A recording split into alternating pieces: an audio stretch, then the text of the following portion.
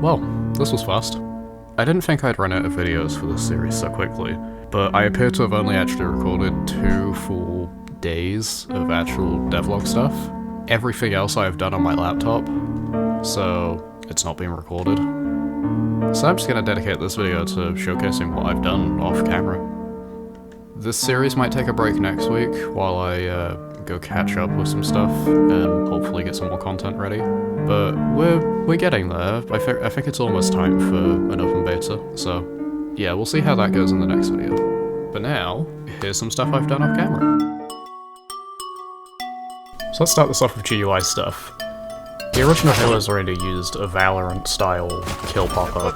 How? This time I'm going for something more basic, in the line of how bad business functions. And along with that, I've got a new kill feed, very similar to how the original Halo's Arena is, just touched up to look more like Halo's Arena Rematch. And now there's a brand new loading screen, which...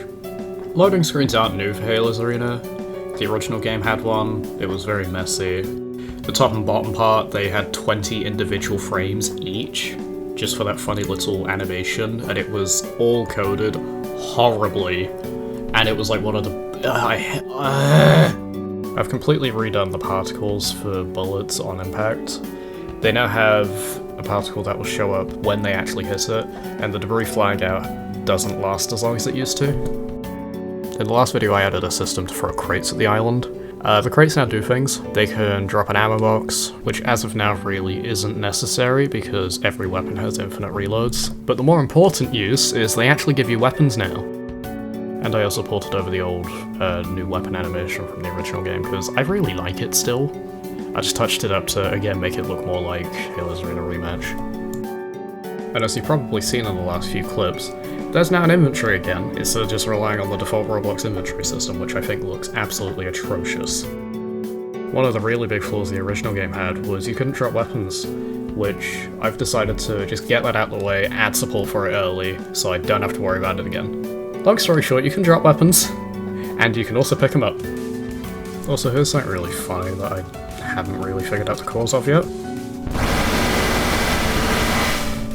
Also, some weapons just function completely differently to how they did in the original game.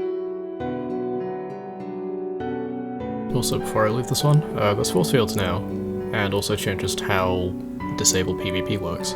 In the original game, you couldn't hold weapons at all when PvP was disabled. Now you can fire them, you just can't take damage.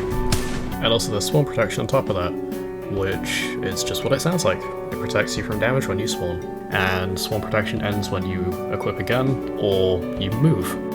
There's a whole bunch of things that I haven't gotten into in this video, such as the whole round system, but I believe that deserves a video on its own, where I go into details on how it works, and how new modes are added, and stuff like that. So I won't, I'll leave that for its own video. Some other things are just some minor animations on the GUI that I really can't be bothered to go explain. Mainly because this video is meant to be up in half hour as I record this. It's 9:21 PM, I scheduled these for about 10 PM, so yeah, I'll just leave you for now.